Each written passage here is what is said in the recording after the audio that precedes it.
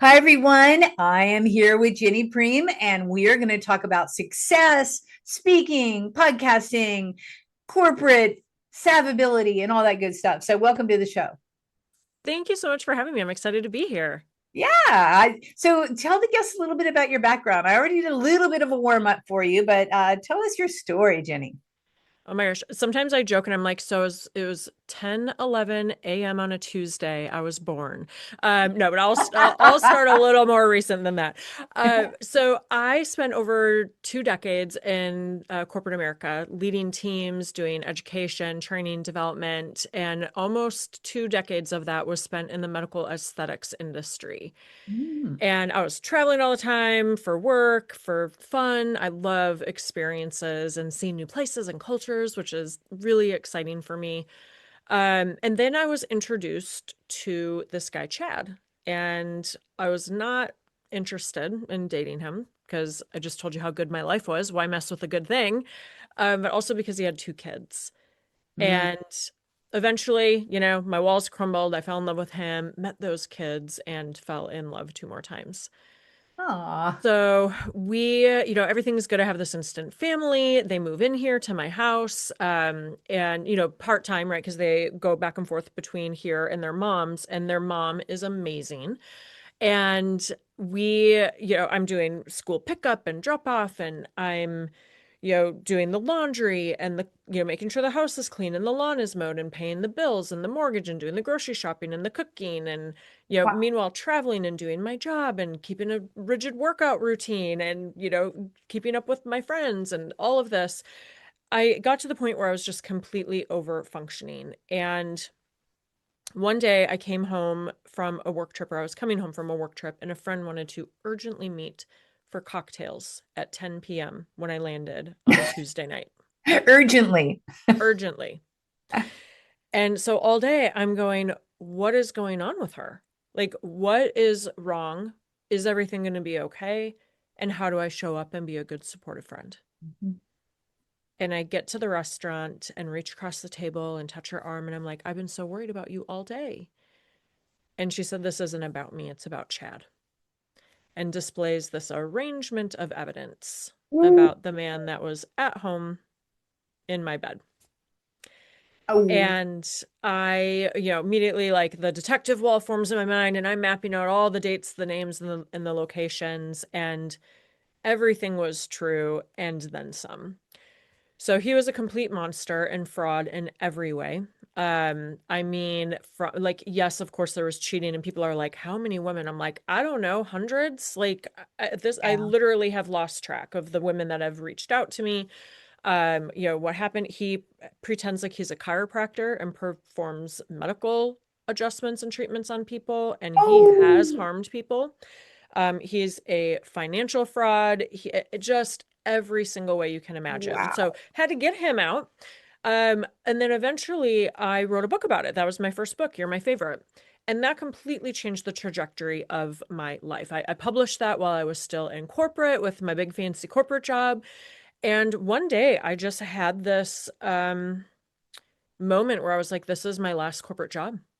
And behind the scenes, I started building everything. I spent, my nights and weekends with a business coach, getting my master certified coaching certifications. I, published my book. I hired a speaking coach, started my podcast, started building all the pillars of my business. So it was really an unexpected uh, turn of events that sent me down this path of the work that I do today. So hopefully that wasn't longer than an answer, what you were bargaining for, Kathy, but here we No. are. No, it's very interesting, and it's interesting because I just interviewed someone the other day that she'd been dating a double married guy. He was married to her and someone else. So two lives. So I don't know what it is about these men, but I'm glad to know that the ex-wife is kind and good, but I'm surprised she didn't clue you in to anything. Well, here's the thing. He tried to keep us apart.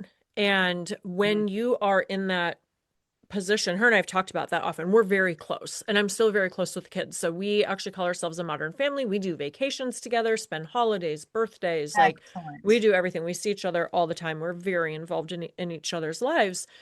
But we've talked about it because people like him that are narcissists, sociopaths, manipulative, when I was in the relationship and he's doing the love bombing, and I think I'm in this fairy tale romance, Hmm. all she would look like and what he would position her as is the crazy ex-wife that's obsessed with him and is just upset because she wants him, right?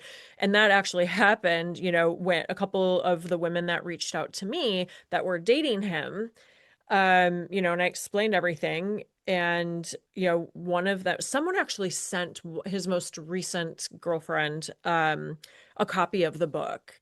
And they pinned it on me and said it was me and I was just crazy and yada yada. So you just get painted as the Yeah. crazy ex, right? So it wouldn't have done any good. He, did try to keep us apart. And her and I've talked about that. She's like, "Would have you believed it?" And I'm like, I don't know, you know? Probably not. Probably not, because you're getting love bombed and all that stuff, as you said. So, wow. Okay. So that lit a fire under you, and you decided you're going to be your own boss. I think, when you said this is my last corporate job, I think it's because you wanted to take control, right? You wanted to take control of your life and be the captain of your ship and do whatever the heck you wanted to do. Would I that think be? that's, yeah, I mean, that's probably part of it. I think really my motivation behind it was helping people.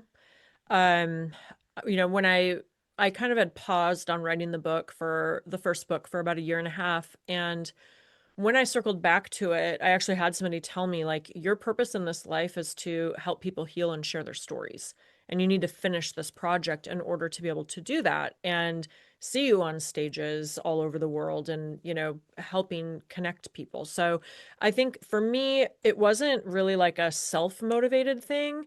Yes, I did need to get back control of my life and myself and trust myself again. All of those things needed to happen as part of it. But really think my driving motivation was to kind of help people because I wish now that I had the tools that I have and that I've developed and that I share with people back then. Before I was in this overfunctioning place where my body was screaming at me. I had precancerous skin lesions removed at the peak of everything. My hair all broke off and fell out. And I got Wow. shingles on my face in my 30s. That's stress. So, and yeah, that is not normal when your nervous system is basically attacking your own body. So Yeah. that's really, I think, the place that it was, coming from for me. Mhm. Wow, what a story.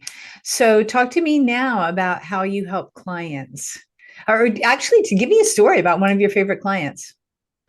Oh my gosh, I just came off of a 10-day, like a little mini speaking tour. So, speaking is the main thing that I do, and it's my favorite way to connect with people. The way that they come up to me, it's like, yes, the keynote part is fun and like connecting with them and getting the energy and the engagement in the audience, but it's the connections and the conversations that happen after. And this past weekend, I just had the best group of people in the room, and the way that they engaged and then came up and talked to me about their stories or what they've been through, or the questions that they had about the story. So that's my favorite way to help people and work with people, is the speaking component. Mhm. And then, just hearing how Unsubscribe, which is my intellectual property, I think we'll get to that a little bit. But that's Sure. really the filter that I'm helping people to reclaim time, energy, and boundaries at work and in life with. It's about why letting go is a secret to getting ahead. And the most rewarding part for me is, yeah, sure, I have the ways that I've applied it to my own life, or the ways that I've imagined that people would apply it in their own lives. But Mhm. then when I get to hear back to me the vast way that people are applying it in their own lives, oh my gosh, it is so rewarding. Hmm. Now I know why we're talking together, because my whole thing is learn how to let go with grace and ease. And when you let go, you can embrace change. And letting go is unsubscribing, right? I have my little magic wand. I said, I give you permission to say no. Just say no to that. You don't have to say yes to every single thing. Yeah. Yeah, I love it. Yeah, and I'm with you as far as speaking, talking to the people afterwards and seeing what hit home and how they could relate and what they're going through as well is motivation to keep on keeping on. Absolutely. Yeah. So now you have your company, you have your coaching. Let's talk about unsubscribe. I told you what I do as far as the letting go, and we're parallel universes here.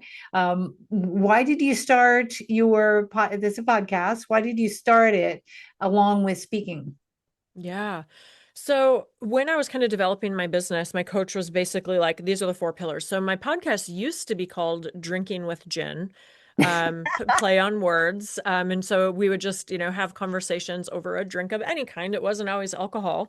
And then when I developed the idea of unsubscribe, I did a whole rebrand. And I changed the podcast to Unsubscribe with Ginny Priem, got an IP trademark attorney and was able to trademark my concept. And so it's built around four pillars because I think sometimes people are like, oh, just let it go, right? And it's kind of like this flippant attitude. That's not what unsubscribe is. It's not about just walking away from everything or responsibilities or burning everything to the ground, which is why I developed four pillars that kind of make up the foundation and make up this filter. So you kind of have a neat little box to put everything in.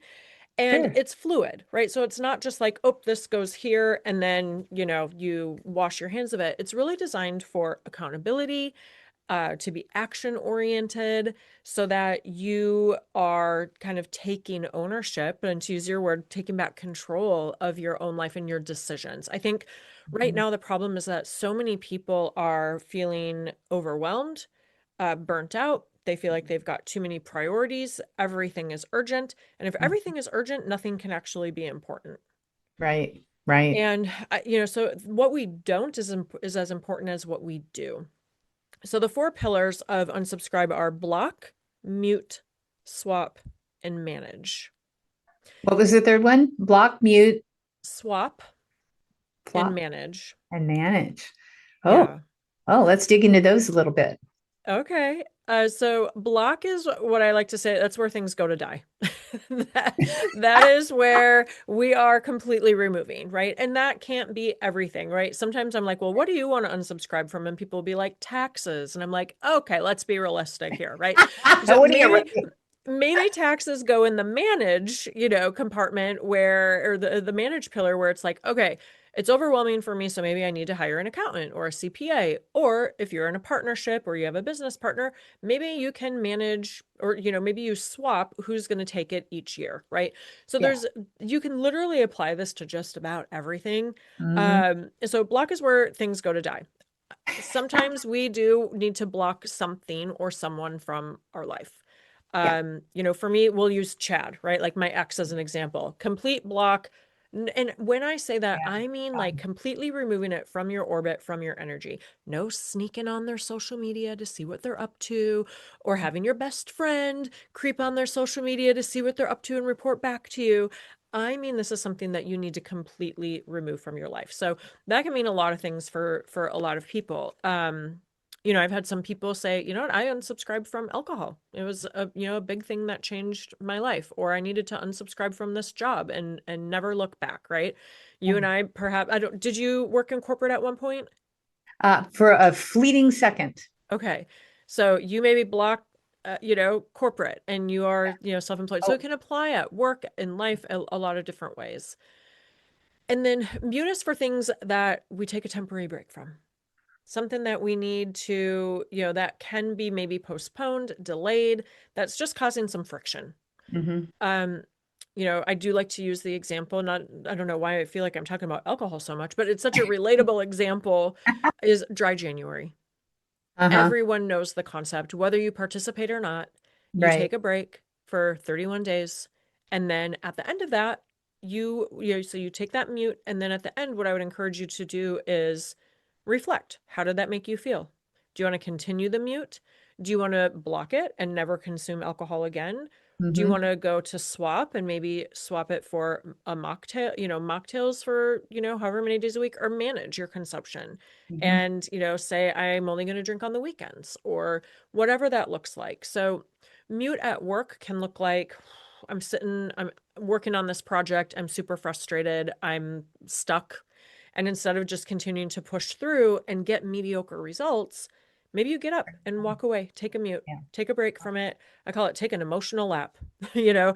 And then Right. sometimes when you come back to it, you can have a little more clarity. Mm-hmm. And that always helps. Definitely walking away and walking around.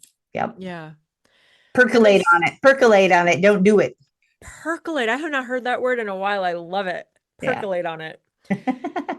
And then swap is, exchanging outdated systems, beliefs. In my new book, one of my favorite spreads in the whole book is in the swap chapter. So I give all these different ideas of things that we can swap, especially as women and high performers. I think we can get stuck in these all or nothing mentalities, or, like, well, if I can't work out for an hour, I might as well not do it at all, Right, But right. could you, swap a 60-minute workout for 20 or 10? Sometimes it's better than nothing. Or if you can't run, can you swap it for a walk? And I think sometimes we tell ourselves these things that aren't even true, right? We compare ourselves online on social media to people. Can we swap Mm-hmm. comparison for inspiration? Can we swap judgment for compassion? Can we swap that negative thought that we tell ourselves in our head for something a little bit kinder? Mm-hmm. There's so many ways.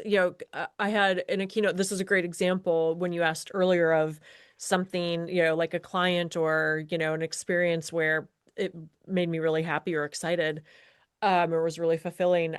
I was in a keynote and we were in the workshop part, and these women at the table, they all worked in HR. They're like, "Oh, Ginny, we want to tell you our swap. We're so excited. We have been doing payroll manually for 700 employees, and we finally get to swap it for an Wow. automated payroll system." Like, we were so excited to unsubscribe from manual payroll. And I was like, I never would have dreamed that, because that's not an area of work that I've ever done.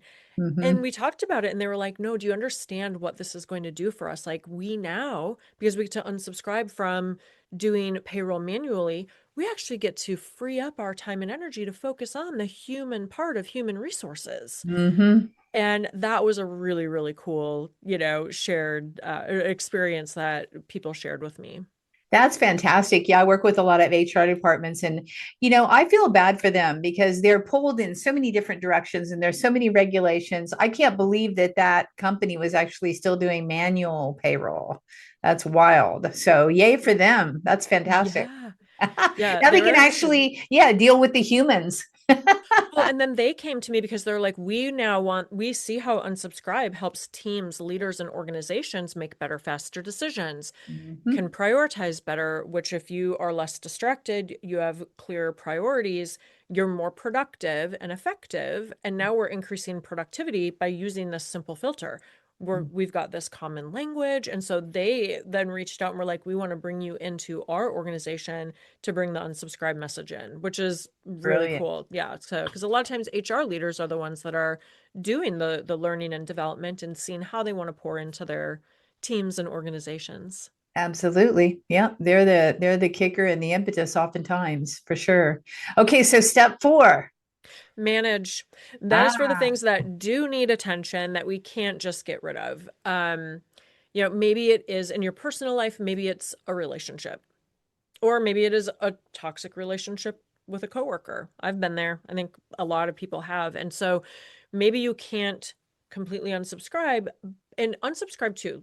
When it gets to this point, I like to always note it is never about controlling anybody else or their behaviors. Mhm. It's just only about how you show up and interact. So if you need to manage a relationship, maybe you manage that by the frequency you see that person or interact with them, the way that you interact with them. I actually had a coworker once who was extremely toxic, and I um, kind of eliminated any outside business hours communication. Mm-hmm. and I moved everything to writing.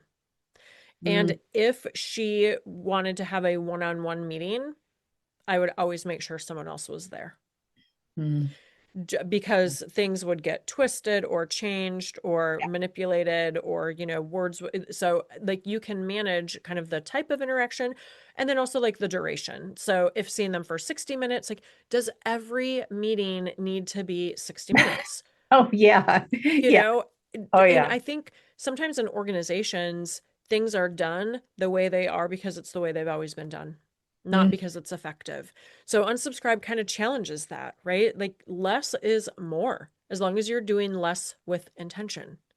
So yeah. it kind of challenges some of the outdated systems of like whoever gets to work the earliest and stays the longest gets the promotion and gets the salary increase and then rinse and repeat.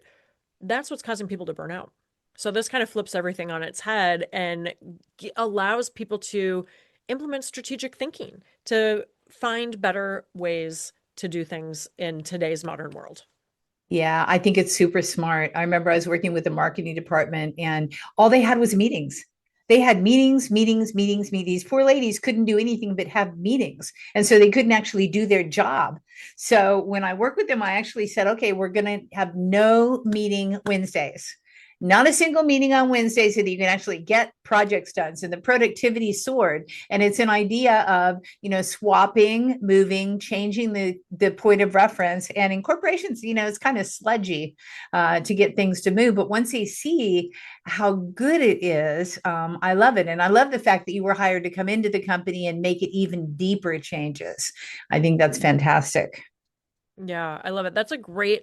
I feel like I would put your idea in mute. So we're going to mute Wednesdays from meetings Here you go. and give people that break from those meetings. And I always say, and don't forget about the meeting for the meeting, the pre-meeting for the meeting, right? Like, oh my Right. gosh, I remember that from these corporate days. And it's just like, and then like we had in one of my companies, we had a 9:07 a.m. meeting every Monday. And it was the same thing. It was like the same round robin every week. And if, it wasn't actually productive. And then everybody would get on their phones, call each other, email each other, text each other after, talking about what a waste of time it was, only to then waste more time. Right, right. Groundhog Day over Oh and my over gosh. and over and over. Yes. And they do So, it because, it's been drilled into them. You have to have a Monday morning meeting. Well, yeah, I always say if you're going to show up to a meeting, show up with, if you have to show up with to a meeting at a corporate for corporation, show up with your agenda. Make sure that you get your agenda covered. In other words, if you want to finally talk to Danny, who only see at the Monday morning meeting, you make sure you grab Danny on the way out and get done what you need to get done from that meeting. Otherwise, it's just a waste of time. I mean, that's why I was in corporate for a hot second. You lasted longer than I did. Uh, well, I thought that was the only way, but I think we have to have the courage to do things differently now. Yeah, absolutely. Oh, I just love your the four pillars that you've developed for sure. So when you come off of a big success and you're like, "Woo, this is fantastic." How do you celebrate? What's your modus operandi? Oh, you're gonna love this, Kathy. Stare at a wall. Ah, So I, oh, I I can see am, that. I can see that. I am a deep introvert. And while I love connecting with people, it really drains me. What's weird is a couple weeks ago when I did a keynote, I left feeling really energized. It was very bizarre. Like I was just like brrr, all day, all the rest of the day. I was just like on fire.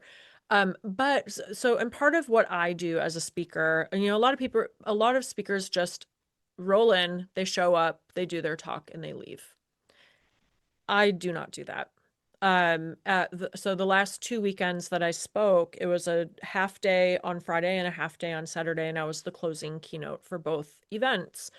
I was there Friday morning. I had meals with the attendees. I sat with them. I listened to the other speakers, Mhm, watched what was resonating, watched where I could go deeper. mhm, I truly customize it to my audience. I had dinner with them, I did their evening activity with them, got to know people so mhm. that when I was in front of the room, I wasn't talking at them, I was talking with them, and it felt really personal. Mm-hmm. And then because I feel like I have to be on the whole time, right? Like if I'm in an elevator and I'm walking around the resort or the hotel, I might run into somebody that's in the conference. So it's, and it's not that I'm pretending to be somebody different, but I do want to be on. I'm doing a job, right? Right, Like it is right. my job and I take my job very seriously. I want to do a great job for my audience and for my client. So after 2 days of that, I'm pretty tired. Yeah. So on Saturday, I came home and I just kind of vegged on the couch. Like I always joke, I am like a little old lady. I was born a little old lady at heart. Like I watch Wheel of Fortune 5 days a week whenever it's on. So my people know, do not call Ginny between 6:30 and 7. She is busy. I love to read books. As an author and as a reader, like I love to read and learn and, learn stories and whatnot, improve myself. And on Saturday after that keynote, I worked on a puzzle. I love puzzles. Mm-hmm. So that's what I did. I literally just need to decompress. Well, it's amazing that you consider yourself an introvert and yet you spend a lot of time at the conferences meeting the people. I do the same exact thing because I want to know how can I fine tune it to say what they want to hear. Like, and, before going on stage, I always say, please give me the words to say what they need to hear. It's not like the speech, right? And I think that doing that is very helpful. But that's surprising as an introvert that you spend so much time hanging out with the people. Yeah. Yeah, good for you. Well, that's why Yeah, you're it's so not that I'm not successful. outgoing or that I don't enjoy people. It's just that introversion is you need time alone to recharge. That's all. Yeah, yeah. If you could look back, so did you start corporate right out of college? I was working full time before I graduated college. Okay. Yeah, Yeah. ditto that. So if you could look back and tell your 18-year-old self some advice, what would you give her? Mm, that's a loaded question for me. Uh, Trust yourself. Don't be what other people think you should be. Be who you mhm. know you should be. Yeah, be you. Yeah. And that's hard when we're 18 as well. It's Hmm. hard at any age, but especially at that age. Yeah, it's good sage advice. Yeah. So, how can people connect with you if they're resonating with this podcast? How should they find you? Should they go to your website, ginnypriem.com? That's probably the easiest. And everything is linked there, all my socials. And I'm boring and I need things to be easy. So all of my stuff is just my name, my Facebook, Instagram, YouTube, all of it. So yeah, my website, ginnypriem.com is probably the easiest. Okay, and why don't you spell that for the audience in case they're listening and not watching? Yeah, it's GINNYPRIEM. You got it, Ginny Priem. This has been fantastic. Is there anything that you wanted to discuss that we haven't spoken about yet? Anything on No, your I mind? No, that was great. The new book is out, and that is also linked on my Yeah. website. So, Unsubscribe Why Letting Go is the Secret to Getting Ahead. And it's designed specifically with you in mind, as an entrepreneur, as a woman, as a high performer. There's little workbook sections at the end of each chapter. So, hopefully, this gave you a little inspiration today, and then you can actually pick up the book and do the implementation. It's awesome. We will absolutely put the link below. Make sure to order copy that book. We all need to learn how to let go. Isn't that the truth? So many things gather up our life and scatter our lives to make us disorganized and scattered and cluttered. Let it go and let it go with Jenny's advice. So thank you so much, you guys. Thanks for tuning in. If you like this podcast, please subscribe, give a comment, leave anything that you want as far as comments and ratings. Give us a good rating. I would love and appreciate your support with the podcast, and especially for Jenny. So thank you, Jenny, for having the time and spending the time with me. Thank you. Yeah, absolutely. Until next week, you guys, we will see you then.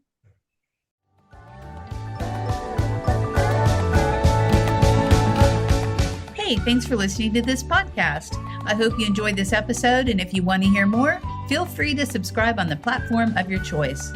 Also, if you feel so inclined, I would truly appreciate a good rating from you to me. Have a stellar day.